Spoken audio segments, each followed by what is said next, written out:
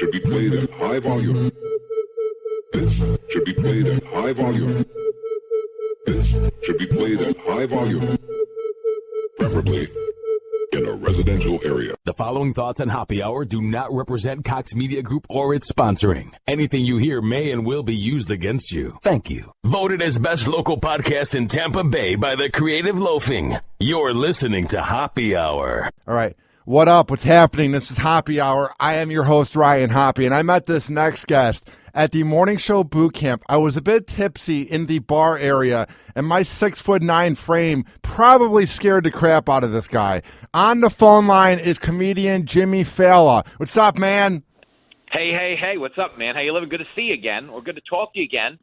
What was your first impression? Like when I walked over, because I think I was with Fitz and them, and I was just... All right, let's hold on. What was my first impression? My first impression was, what is this guy doing in the fountain in the hotel lobby? What do you mean? What happened? I'm kidding. I thought you were in the hotel. I thought you were in the lobby fountain. Oh, yeah. I remember I was like walking back and forth, not really doing much. I was talking to people, but the morning show boot camp is so overwhelming, dude, because you have personalities and egos from every big city that you don't know who to talk to at times, you know?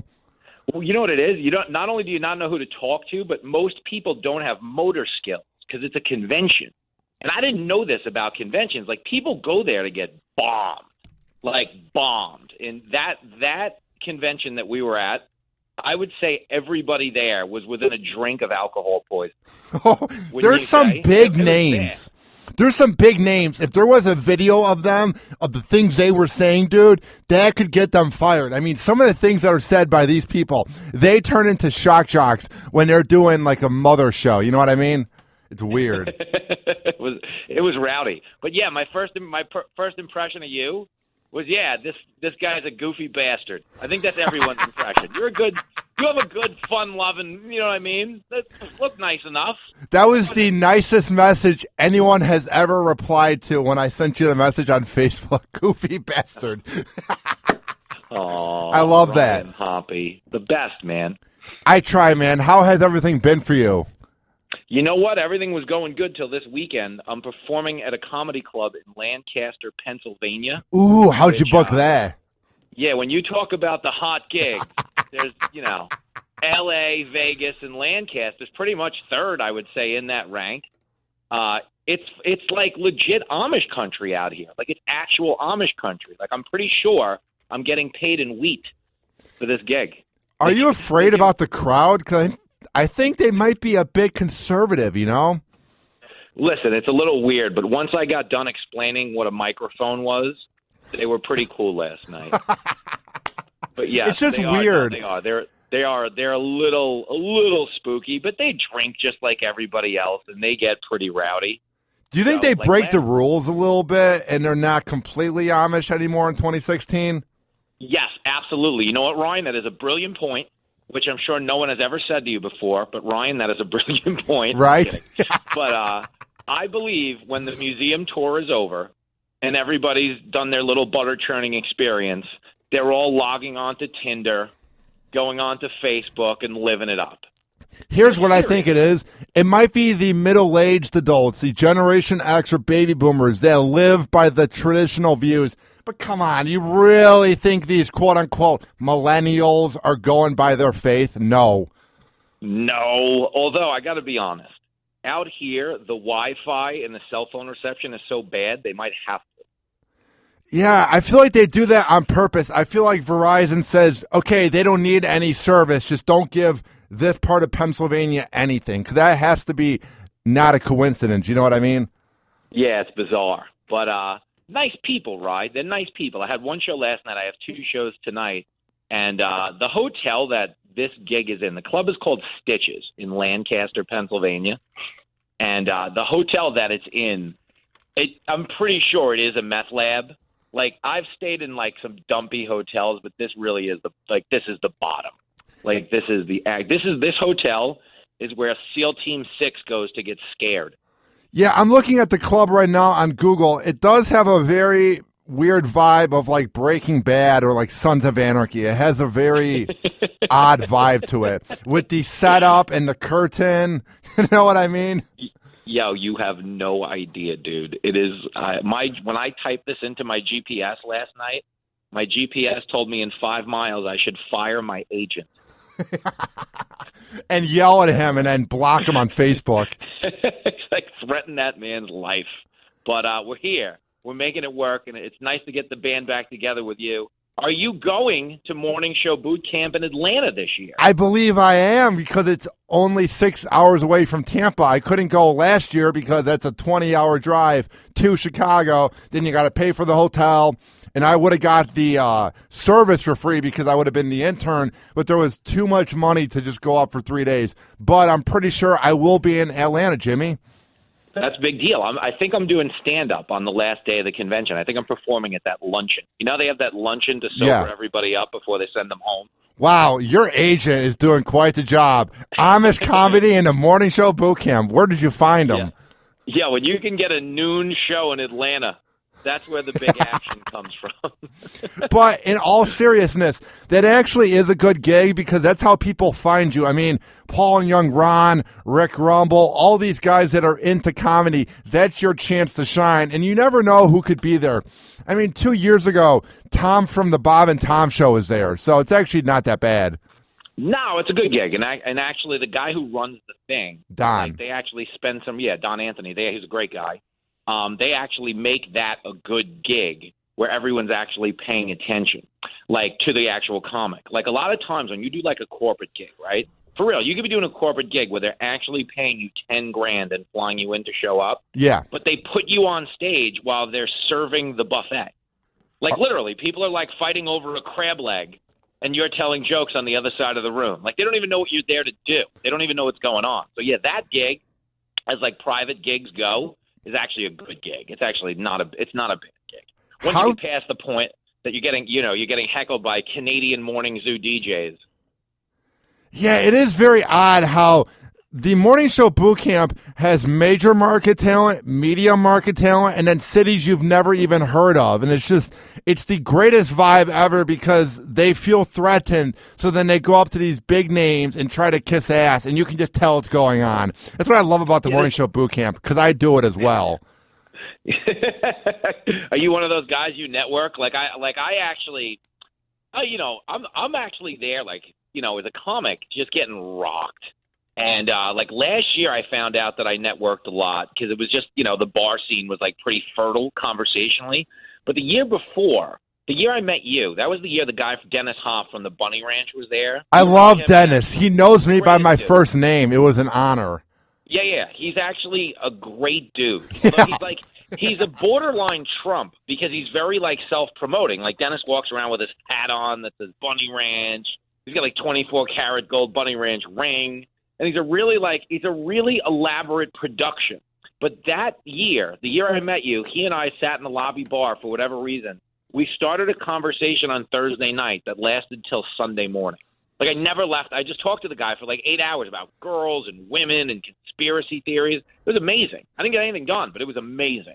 People rip on him because there's no morals there and because he can kind of come off like a pig that's a bit sexist. I'm not thinking that. That's just what people think.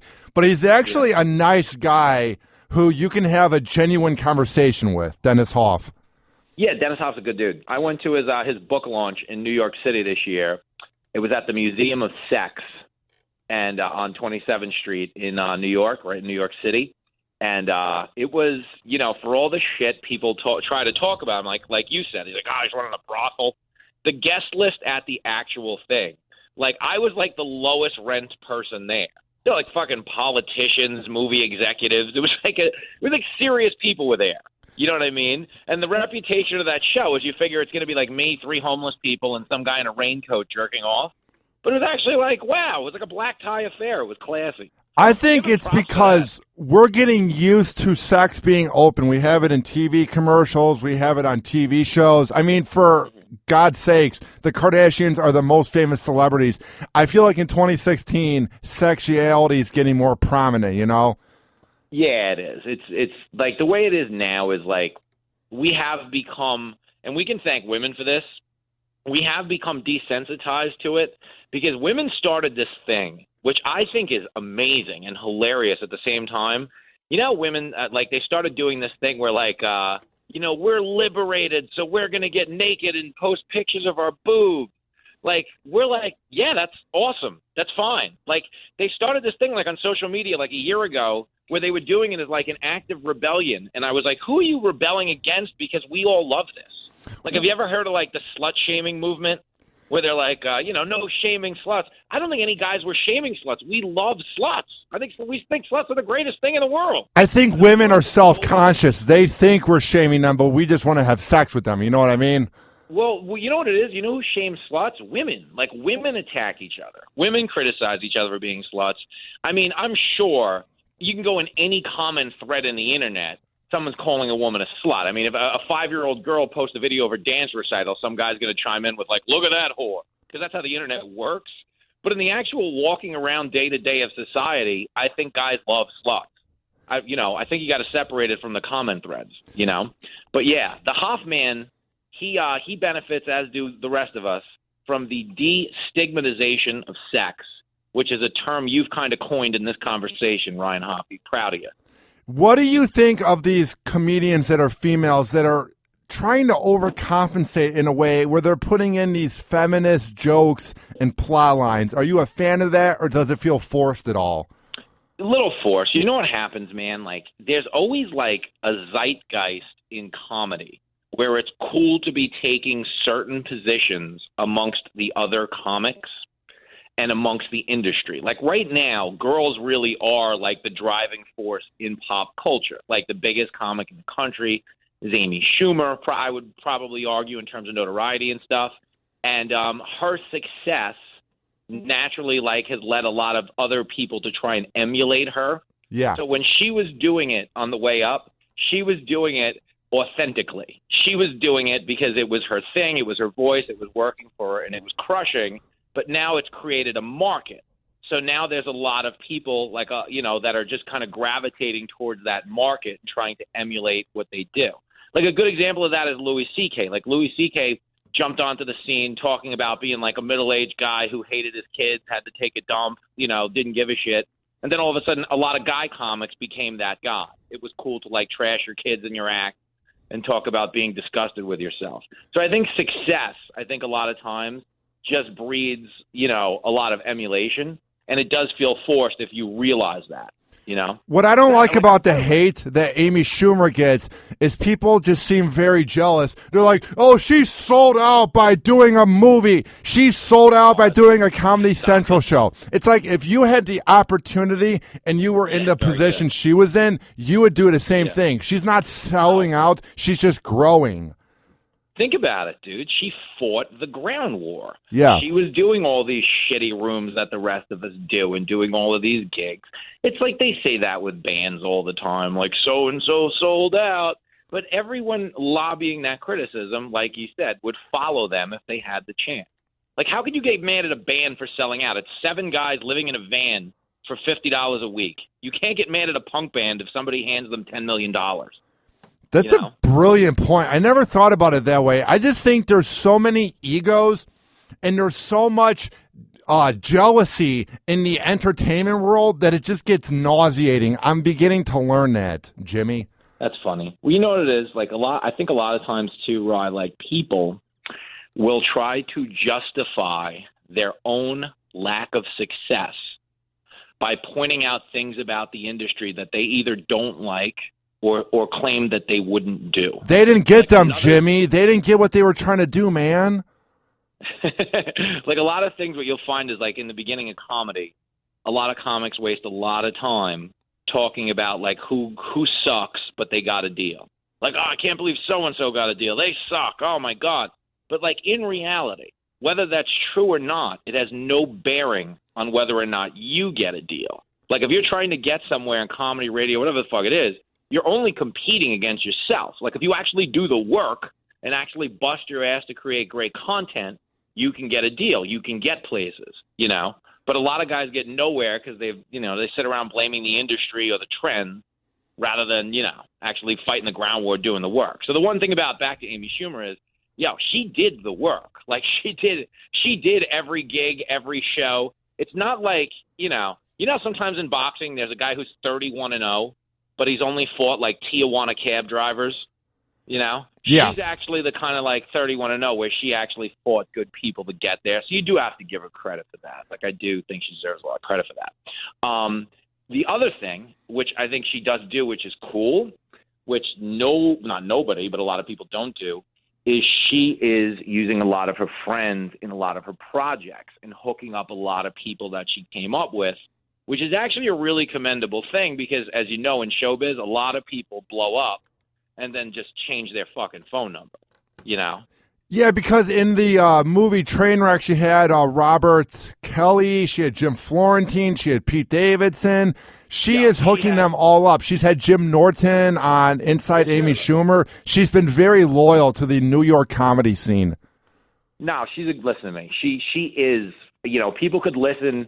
People could, if you could be listening to this and not like her, because what happens a lot of times is, if someone gets famous enough, it becomes cool to say you don't like them on some level. Yeah. Like, have you ever met people like, I don't think Seinfeld's funny, or I don't think Eddie Murphy's funny? They're obviously funny. They're making $1 billion at what they do. People like them. You could say it's not for you, but it's kind of like a contrarian position people like to take and just be like, oh, so-and-so, I don't think they're funny. Because it sounds, you know, in some level it sounds cool. And you could feel that way about her, but you really, you'd be an idiot if you didn't think at least she was being a good person about it, because she is hooking up a lot of people. So there's that.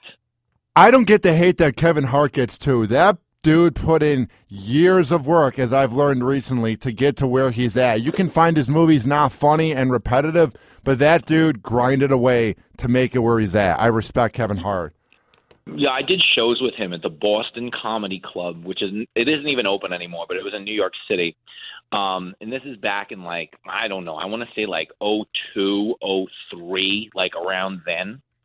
And it was legit me, him, once in a while Chris Rock would drop in and go on. I brought up Chappelle a couple times there, Dave Chappelle.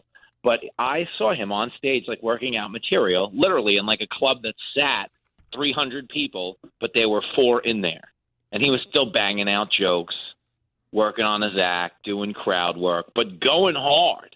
And I think that's the one common trait among successful people, is they do go pretty hard all the time. This has turned into a self-help seminar. We're Tony Robbinsing this shit. We're having a nice conversation about being drunk in Chicago, and now we're giving life lessons. I don't think anybody listening wanted that from us. I'm a community college graduate. You're goddamn Ryan Hoppe. I went to a radio trade school. Wow, I have a lot of knowledge, Jimmy. Let's drop some life lessons on these people. From the guy who just opened by saying he's performing in Lancaster, Pennsylvania, and staying in a meth lab.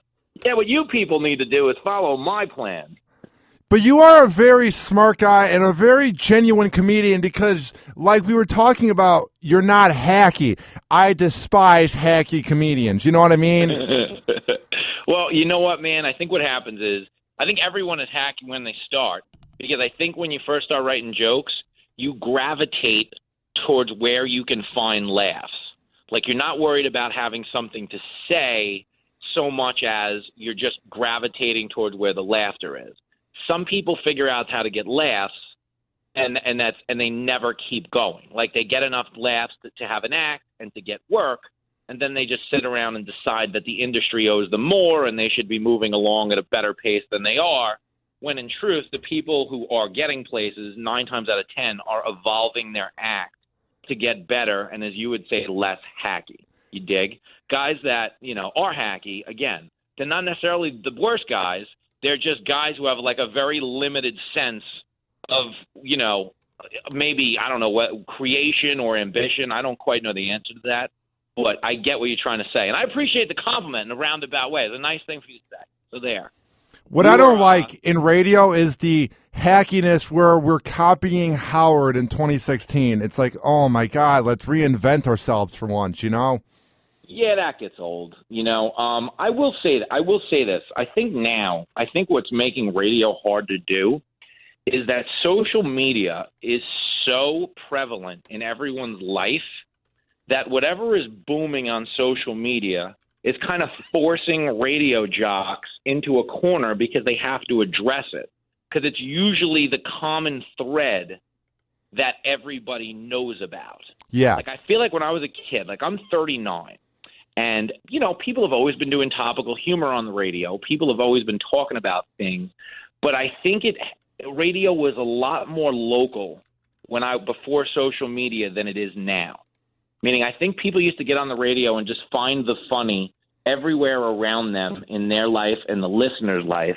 Whereas now I think people are forced to address stuff going on in the news because it's everywhere. You can't avoid it between Facebook and, the election and shit like that.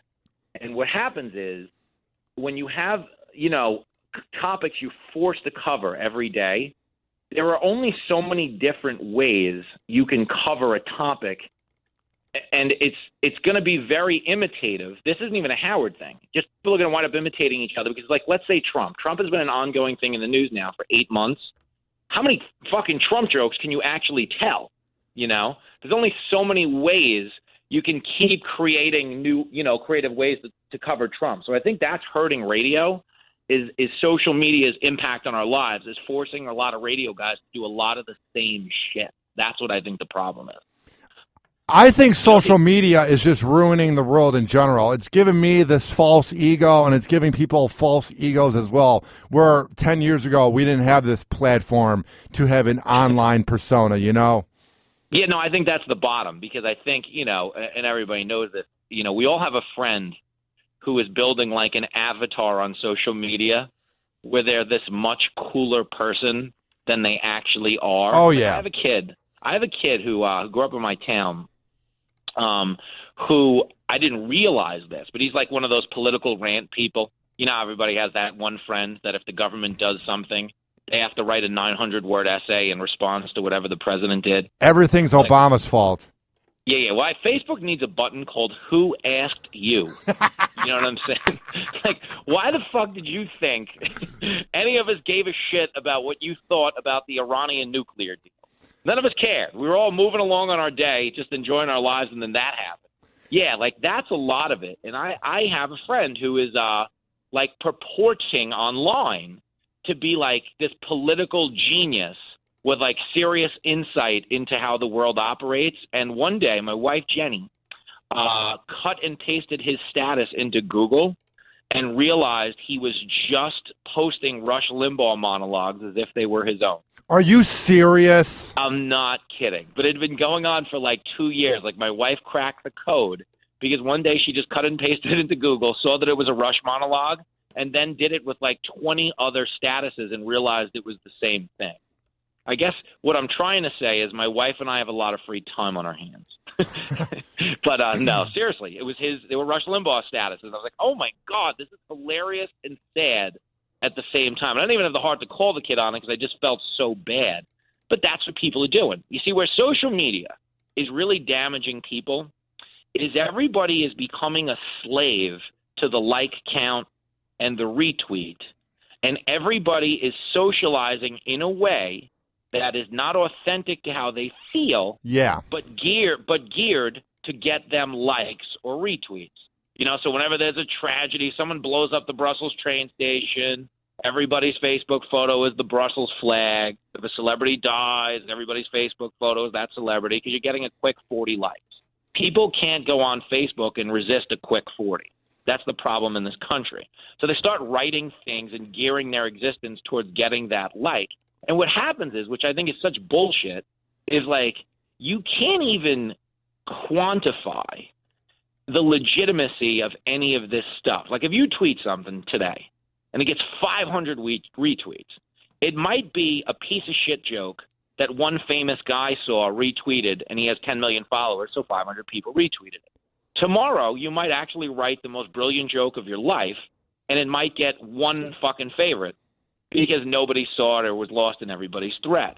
So I think this idea that we're basing our emotional well-being on how people are reacting to us online is really unhealthy, dude. I think it is real. I think it's bad for people, psychologically and emotionally. I think everyone's gonna wind up killing each other. That's my prediction. I think people were happier when we didn't have social media. Remember the days of the Razor phone? I feel like people were a lot more genuine back then. Well, you want to know what it was? It was because people were able to escape the rat race back then. Now on social media, you're constantly, every second of the day, being reminded of where you stand. Because everybody online is either showing you only the great moments of their life. Here's my wonderful vacation. Here's my beautiful photo. You're either getting that constantly, or you're just reading about the successes of other people. So social media really is like very demoralizing to people because you're always getting reminded of where you stand in life, which is something we really weren't, we weren't that consumed with 10 years ago because you didn't get reminded all the time. So you're right, Hoppy. I think now we went from motivational speakers to two guys trying to start a militia and overthrow Facebook. Taking a lot of wild turns in this conversation. I told you, dude, it's like us at the bar drinking a few beers, just talking. I have really no set plan on the show, but I always make it a conversation. Jimmy, who were your influences growing up? Where did you grow up? Nobody wants to hear that, but they want to hear a genuine conversation, I get it, Ryan. This is good. No, this is all good fun, man. So for that reason, Ryan, that's one of the two things I think makes you a hit. You know what the other thing I think makes you a hit, buddy? What? Is I do think you have a very relatable way about you. That's what my boss told me. He did, right? He said you're relatable. Like if you were standing outside a mental asylum, I think everyone there would find you relatable. Yeah, I get this guy. I get it. The guy banging his head in the straitjacket. The other guy thinks he's a glass of orange juice. Yeah, we find that Hoppy guy very relatable. I can see myself in him. He seems like a good dude. Yes, I've heard that a lot lately. People said that I'm coming off more genuine.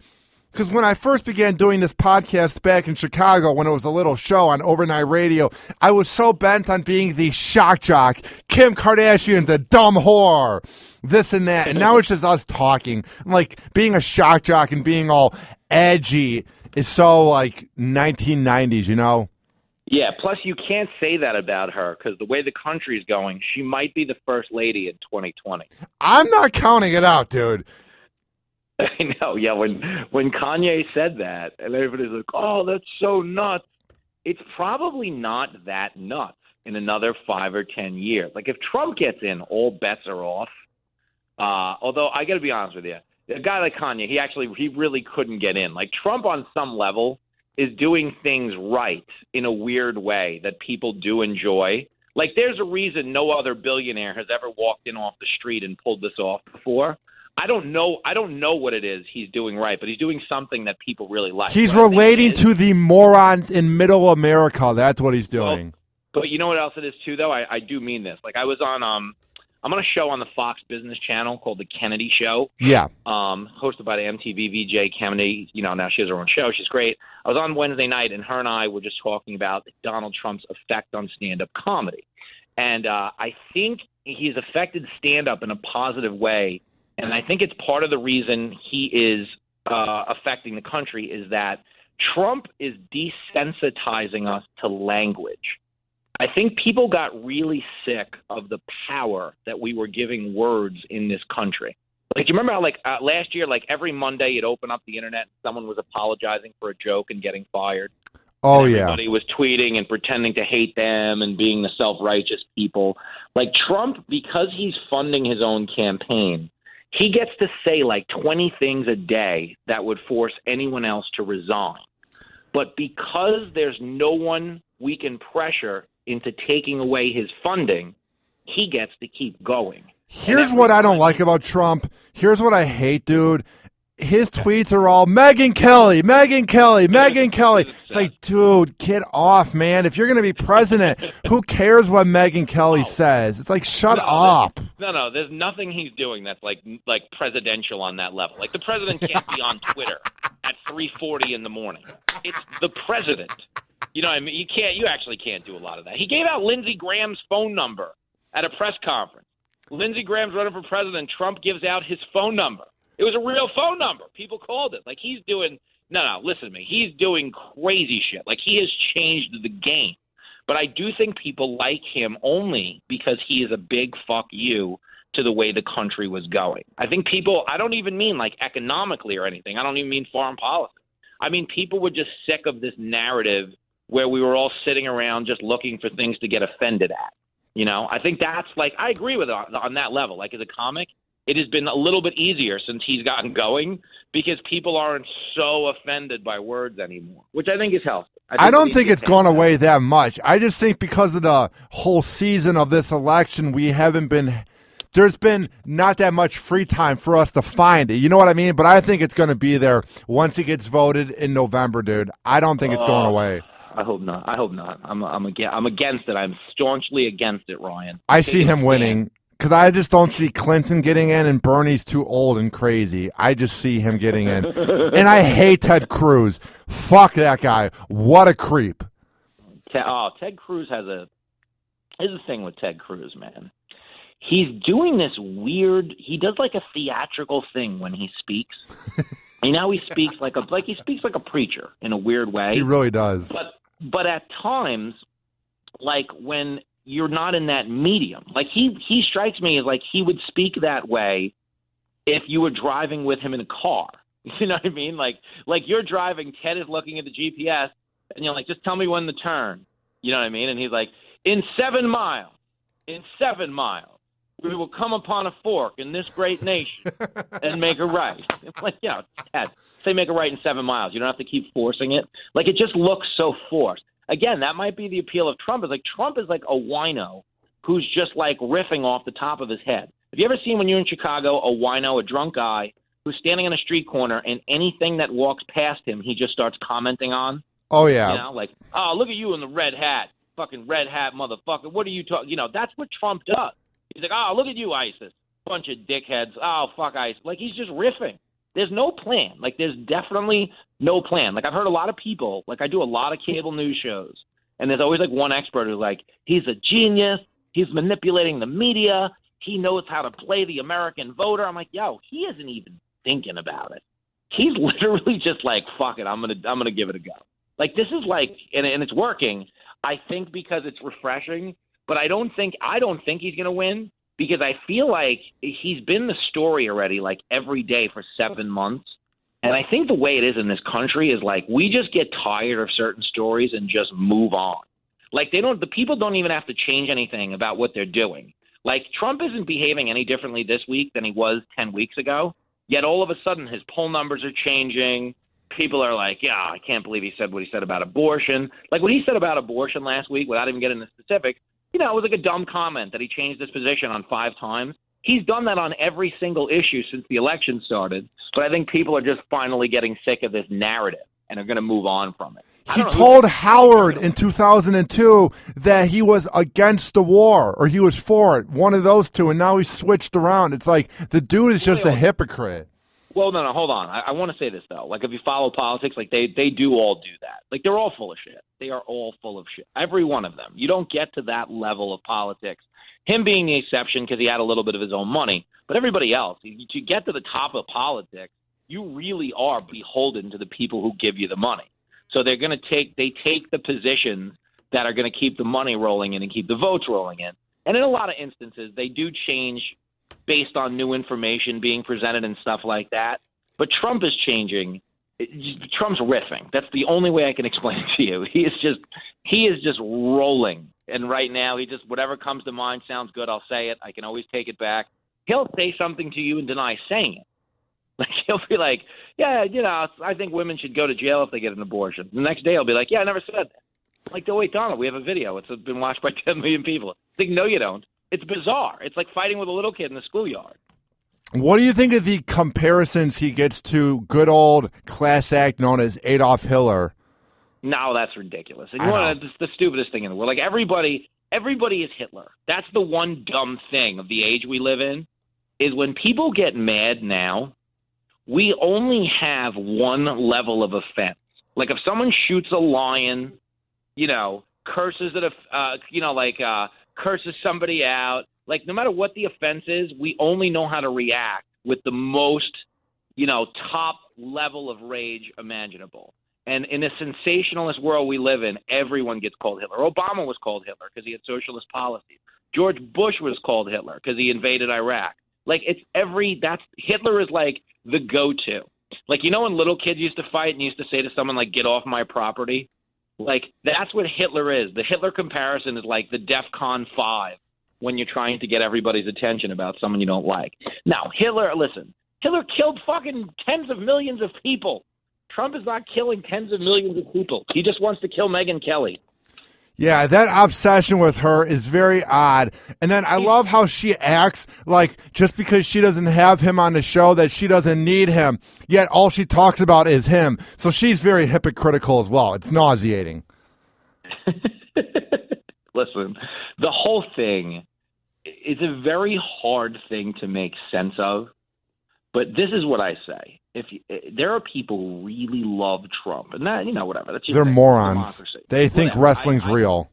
Listen, I can't take that position only because I have been wrong about so much shit in my life, and I think what's like really crazy, like in this country, is we all believe that. Like the people who support Trump think you're a moron for disagreeing, and they think it just as passionately as you do for thinking they're a moron. It's kind of crazy. But like the point is, I've been wrong about so many things in my life. If someone told me in 10 years, you know what, it's going to turn out that Trump was right and they were geniuses, I don't believe it right now. I don't believe it today, but I could believe in 10 years that it's possible because that's what life does to you. It kind of humbles you in a way to realize you really don't have the answers. Like if you're being honest with yourself.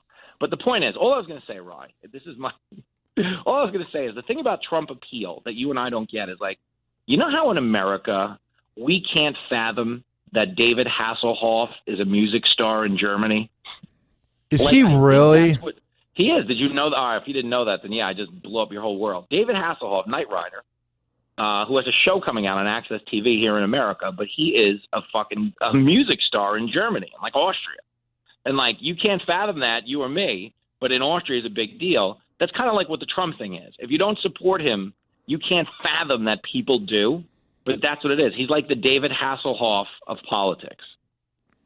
I never thought about it that way. He literally is the 1990s shock jock or comedian where he's just spewing out garbage just to get attention. And I love when people think that hating on him is doing anything. It's just giving him more power, you know? Oh, the Trump man? Yeah, he's having fun right now. He's actually having a good time. But that's the other thing. There's something about what he's doing that people enjoy watching. And it could be because they don't like him. You know what I mean? Like they could be tuning in just to disagree, but there's something. He's doing something that has captured the national attention, but I don't think you can sustain it forever. We just quit on stories in this country. We'll be like, we'll give a shit about something till we just don't give a shit. We don't necessarily need an answer. Like, remember that missing Malaysian plane with 370 people on it? Wait, what are you talking about? Yeah, I know. Like, people don't even know. It was like a huge story for like 3 days. Like, we didn't find it, but we did move on. Remember when everyone hated Brian Williams? What happened to that? Of course. How about Cecil the lion? Remember they shot the lion, and everybody's like, oh, fuck this Minnesota dentist. All right, so now that we're done with the story, has anything happened? Do you remember when they took off Dukes of Hazzard because of that flag? Yeah. How about that? Yeah, they could throw that back on the air. Hey, here's a great example. Donald Trump, when he made his announcement speech, and he had some comments about Mexicans, NBC was like, oh, no way. He can't host The Apprentice anymore. We're done with this guy. We don't ever want to be associated with him. He's disgusting. 2 months later, he's hosting Saturday Night Live on NBC. The biggest gig NBC can give somebody. So it's of course, the attention span kind of comes and goes. And we just stop caring about stories. And I think with Trump, as much as we care about this story and we're obsessed with it, I think it's actually just going to slowly lose its appeal and bottom out. I want to say this. I have been predicting that since last July. I could be wrong, but I don't know. That's still my gut. Now, you are very brilliant and very funny at breaking down the news and just saying jokes, obviously, because you're a comedian. So what are some of your upcoming shows? Well, Monday, I'm going to be on Red Eye on everybody's favorite channel, Fox News, which is on at 3 a.m. in the morning, which, let's be honest, they don't give such a hot time slot to just anybody. But, I'll be on Red Eye 3 a.m. Monday morning. I love Red Eye. Red Eye's a great show. You know what's funny about it? It's on at midnight on the West Coast. So of all the stuff like I've done on TV, if I've been on TV, seriously, in my life, I've probably been on TV at this point like 100 times. Red Eye is the one show you get recognized for more than anybody. Like in grocery stores, people are like, oh, you're on Red Eye?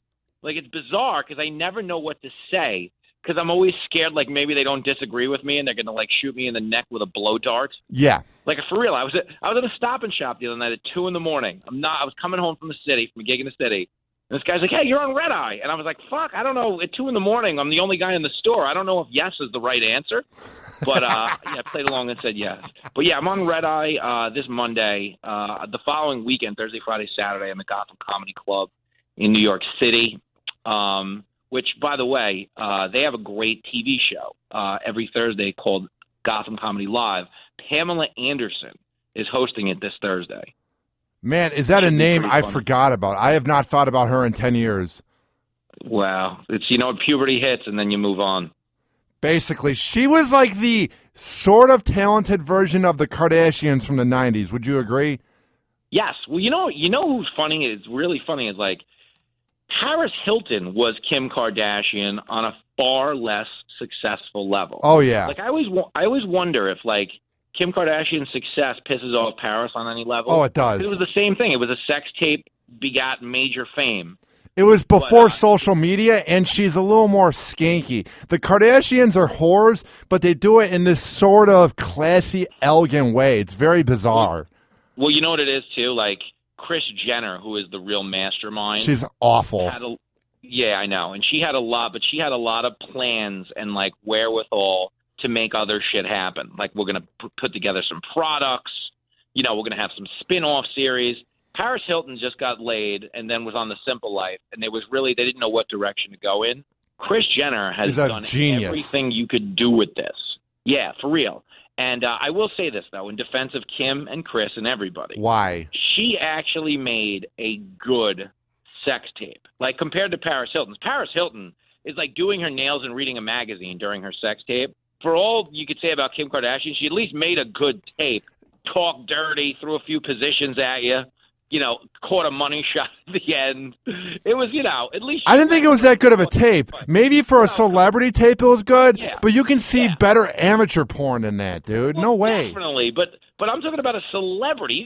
Listen, you can't really compare... it's not fair to compare it to just regular grown-up porn. Yeah. But if you're comparing it, I'm saying to Paris Hilton. Regular grown-up porn there's no limit to anything you can think of is on video right now. Are you saying that One Night in Paris isn't an all-time great? How it was not nominated for an Oscar, I think, is the real injustice Jada Pinkett should be upset about. What I want to know, too, is I had a girl on here that now works in comedy but used to be in porn, Alia Janine, and she got kind of annoyed with me because I was asking her all these things about what's it like being in porn, and I could tell she didn't want to talk that much about it. But what I was trying to ask her, and she didn't really answer, was how weird of a vibe is the AVN Awards? It has to be the most weird vibe ever, And she didn't want to answer that? She was like, can we talk about my comedy? I haven't been in porn for a few years. I'm like, but that's what made you famous. I'm like, sorry. No, all right, I get that. You know what she's doing though? Like I get her position. She's clearly like I get everyone's position here. She's just trying to transition out of it. I know. I could tell. I know. That's all it was. And did you go along with it? Or did you guys? Oh, I moved on immediately. I didn't want to make her uncomfortable, and it was a good interview. But I could just tell she was getting a little bit annoyed. Well, I want to tell you a funny story. I don't know her, but Anthony Cumia. Yes. I was on Cumia Network with her on Thursday. Oh, really? I've never met her before, but we were on a show this Thursday just talking about the election and comedy and shit like that. We didn't get into porn. Now, here's a funny thing about it. I don't know if she had said beforehand she just wants to talk about comedy. I don't know. But we didn't really get into porn. But when I went home and I Googled her, like the first thing that came up was actually stand-up shit.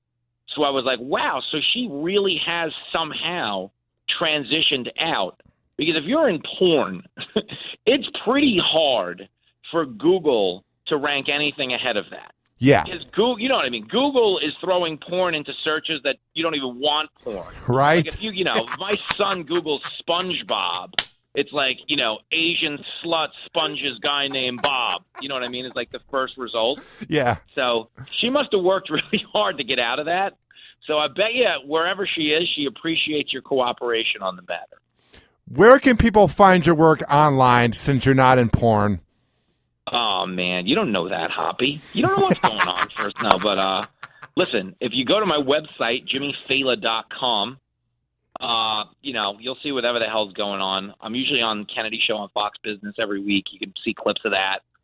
There's all stand-up stuff. I just shot a 1-hour special here in New York that'll be coming out in like another month. The way that works is a production company hires you to shoot a comedy special. You write it, they direct it, shoot it, and then they figure out which network it's going to be put on. Like, I didn't know that. Like, as just a kid or an outsider watching TV. If you watch, like, someone's HBO special, I just assumed they knew they were shooting an HBO special. They don't actually know that. They shoot a special, and then you find out where it's going to go. So in about a month, I'll be blabbing all over social media like, oh, my thing's going to be on Netflix, or it's going to be, knowing me, my thing's going to be on, like, Siberian cable access TV. It'll be like some low-level piece of shit. But that's coming out in like a month. You can watch me on Red Eye this Monday. And if we're Facebook friends, I post everything on there. There's always, like, stand-up videos and bullshit. And it's all on Twitter, and it's all on Instagram. Me and you buddies on Instagram. I didn't know that. I didn't realize that. Damn right, man. I appreciate you adding me back. Come on now, Hoppy. You're on the inside, man. This is like the Olive Garden. When you're here, you're family. Well, dude, I appreciate that. Keep up the good work, man. I'm glad we met at the Morning Show Boot Camp. And if you're there, let's get a beer or two. Oh, no. It's Atlanta. We're doing bath salts. We're doing bath salts, and we're going to the Waffle House, getting fucked up, Ryan. And I'm sorry. I should have asked you if I was allowed to curse on the show. You can say whatever the fuck you want. It's a podcast. I was going to say, it's a little late now. But, yeah, thank you, buddy. I can't wait. I'll see you down in the dirty South. Sounds good, dude. Keep up the good work. You're the best, Ryan. Talk soon. All right, bye. Happy Hour. Happy Hour.